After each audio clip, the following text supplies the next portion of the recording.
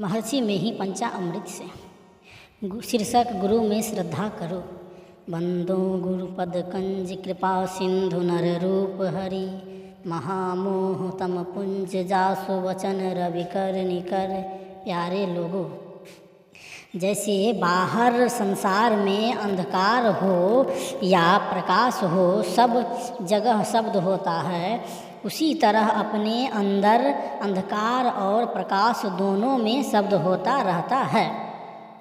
संतों की साधना में प्रकाश और शब्द की बड़ी महिमा है। अंतः साधना में मानस जप और मानस ध्यान के बाद दृष्टि साधन की क्रिया होती है तथा उसके बाद सूरत शब्द योग की। जब अपने अंदर के प्रकाश में रहोगे, वहाँ भी शब्द यानी ध्वनि को धारण करते हुए अपने अंदर ही अंदर आगे बढ़ोगे और अंत में सार शब्द को ग्रहण करोगे। तभी होगा। सोबत जागत उठत बैठत टूक विहीन नहीं तारा। झिन जंतर निस्दिन बाजे जम जालिम पचिहारा। ज़्यादे अभ्यास हो जाएगा तो ऐसा होगा, इसकी साधना चाहे बैठकर करो चाहे सोकर करो। जो लोग गहरी नींद से उठकर समझते हैं कि बहुत गहरी नींद में थे, यह कौन जानता था कि हम बहुत गहरी नींद में थे।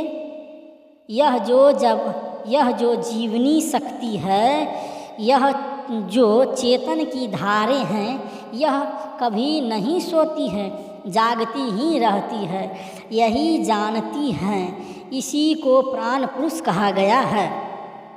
प्राण पुरुष आगे चले सोई करत बखाना हो।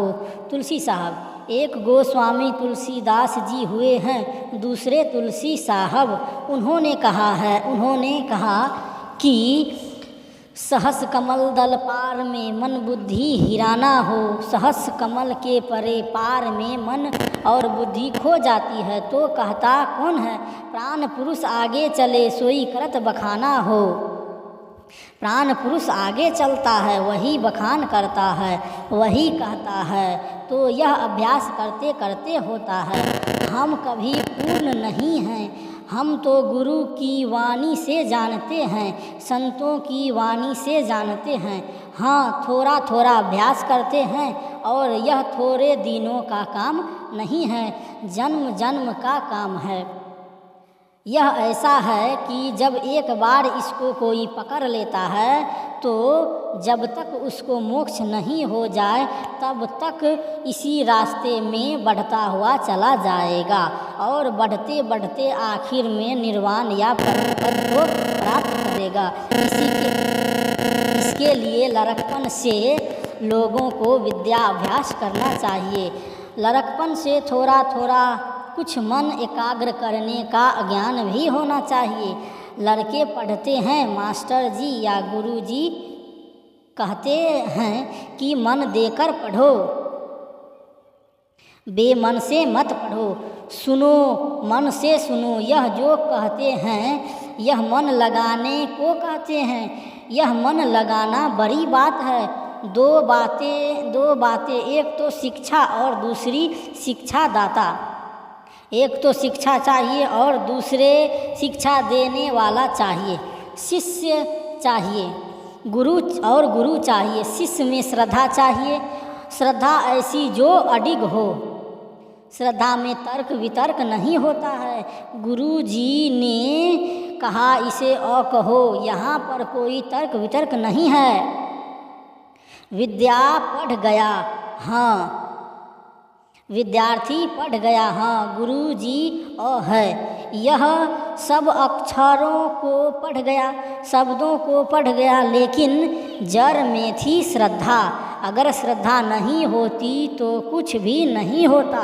इसी वास्ते भगवान श्री कृष्ण ने भी कहा कि श्रद्धाशील को ज्ञान होता है और जो श्रद्धावंत नहीं है वह विनाश को प्राप्त हो जाता है।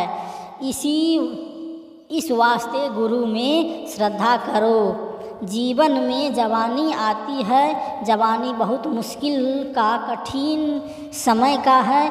उस कठिन समय को जो पार करता है वह जानता है, चाहे बहुत बड़े महात्मा हों, चाहे कम महात्मा हों, चाहे कोई नहीं महात्मा हो, लेकिन जवानी सबको जानते हैं, लेकिन जवानी को सब जानते हैं, लड़कपन को सब जानते हैं। जवानी जो सब जानते हैं, यह बहुत मुश्किल का समय है। इस बहुत मुश्किल के समय को बहुत हिफाजत से रखो। यह रखना होगा, अपनी इंद्रियों की धारों को वहाँ एकत्र करो जहाँ तुम हो। असल में तुम्हारा रहना सब का रहना दोनों आँखों के मध्य बीच में है, यहीं एकत्र करो। लेकिन इसका संकेत गुरु से जानो, बिना गुरु के ज्ञान नहीं होता। गुरु से संकेत जानकर अभ्यास करो, करते करते कभी न कभी अवश्य पूर्ण हो जाओगे। जैसे जीवन का दिन बढ़ता जाता है और मौत नज़दीक आती जाती है, 1 वर्ष हुआ, 2 वर्ष हुए, जीवन बीतता जाता है, मृत्यु नज़दीक आती जाती है। उसी तरह यह अभ्यास ऐसा है कि अभ्यास करते जाओ, अभ्यास बढ़ता जाएगा और जो निर्दिष्ट स्थान है मोक्ष का या निर्वाण का, वह नज़दीक आता जाएगा। होते होते कभी न कभी एक जन्म की बात नहीं, अनेक जन्मों में जाकर वह परम पद मिल जाएगा। यही थोड़ा सा कहा। हम तो अपने इसी सत्संग का प्रचार करते हैं, हमारा भी सत्संग होता ही रहता है।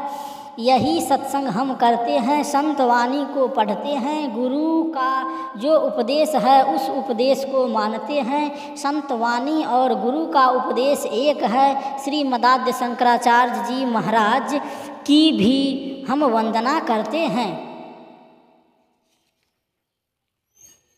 सब संतन की बड़ी बलिहारी, इसीलिए हमने यह भजन बना लिया है। उसमें है ऋषि के धनी ऋषि संतन धन्य बुद्ध जी, शंकर रामानंद धन्य अघारी, धन्य है साहब संत कबीर जी, धनी नानक गुरु महिमा भारी।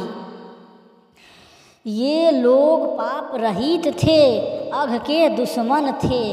अगर नानक और कबीर संसार में नहीं आते और उधर दक्षिण में रामदास और एक कीर्तन करने वाले थे तुकाराम जी, ये लोग नहीं होते तो देश भाषा में लोग कुछ नहीं जान सकते। अंग्रेजी बोलो, फारसी बोलो, चाहे कोई भाषा बोलो, लेकिन समझोगे अपनी भाषा में, समझा सकोगे अपनी भाषा में।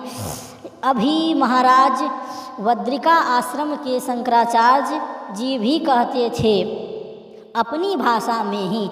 संस्कृत भी ये बहुत जानते हैं, अपनी भाषा को भी जानो। जो अपनी भाषा में कमज़ोर रहेंगे वे फिर समझेंगे किसमें। आजकल की जो भाषा है उसमें जानो।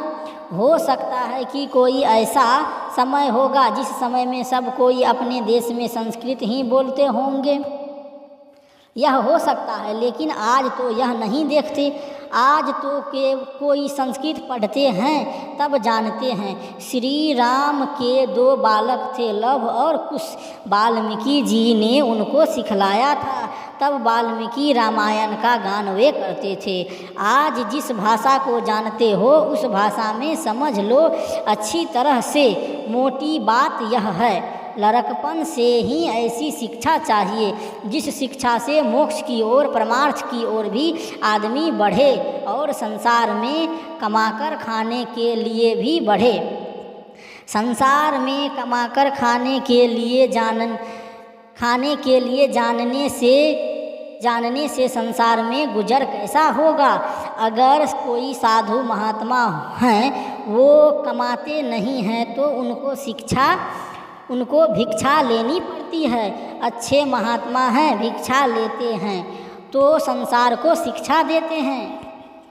उनके काम में योग है, वे संसार को शिक्षा देते हैं, और जो संसार को शिक्षा देने में असमर्थ और भिक्षा लेने में समर्थ, यह कैसे हो सकता है। यही थोड़ा सा कह दिया। सब चेतन धारों को एकत्र करो, जहाँ से इनका विखार हुआ है, इसके लिए साधन करो। महर्षि में ही हम कभी नहीं, महर्षि नाम से हम बहुत डरते हैं। अगर मुझे कोई महर्षि कह देते हैं तो मैं अपने को बहुत लज्जा मानता हूँ। महर्षि तो ये हैं। महर्षि महेश योगी जी की तरफ इंगित करते बोलते हैं, आनंद से रहिए, खुश रहिए। यही थोड़ा सा कहा। यह प्रवचन ऋषिकेश 5/4/1977 ईस्वी में हुआ था।